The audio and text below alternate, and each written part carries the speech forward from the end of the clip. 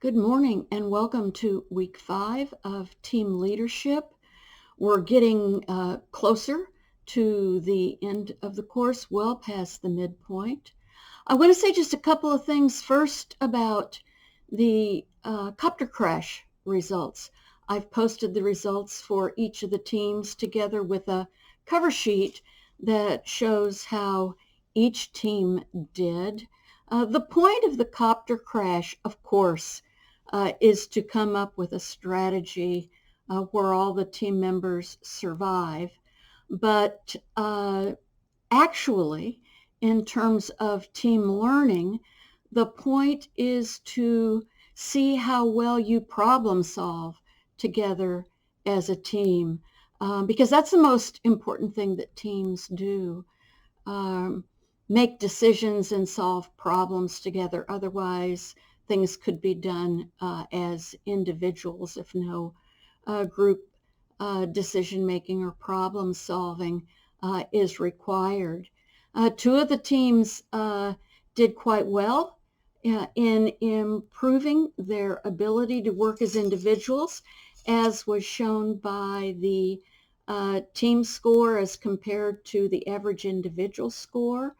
One team improved very little. They didn't, their team problem solving didn't take their individual average score down, which does happen sometimes, and that's a good thing.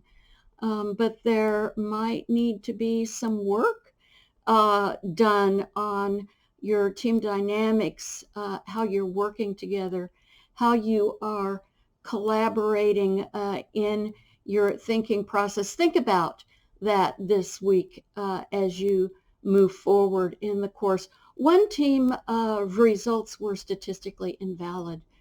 One team member's score was too perfect, uh, and for some reason convinced the other two team members that their score was the one that reflected the appropriate strategy. It was statistically very difficult to convince two people whose scores were so different to go along, even if you do have the right answer. Um, there were some issues. I had to contact the maker of the assessment on that one because I've never seen anything quite like it.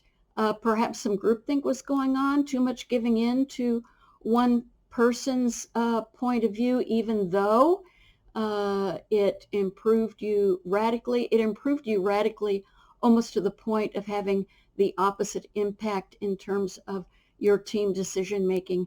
That's the answer I got back from the maker of the assessment, and I hope that makes sense to that group. So very likely some work in terms of those who were not listening to their own voice and who gave up too easily their point of view. Um, Moving on into this week, we're looking at, of course, the results of the copter crash, and you're thinking about that now that you've heard mine, and the groupthink. What are your ideas about groupthink and how that may or may not be affecting your team? Finally, this week, you have a group project status report. You made your proposal last week, so how are you doing? I need to see that this week. And the other thing is taking you through a process of creating team norms. You already created your rules in your proposal, and this may simply confirm them, or it may be that after your results on the copter crash, you need to re-examine those. Take a look, go through the process of creating team norms that I've provided for you and see if that adds anything further to the work that you've already done, and if so, in what way? If not, why? That's it for this week.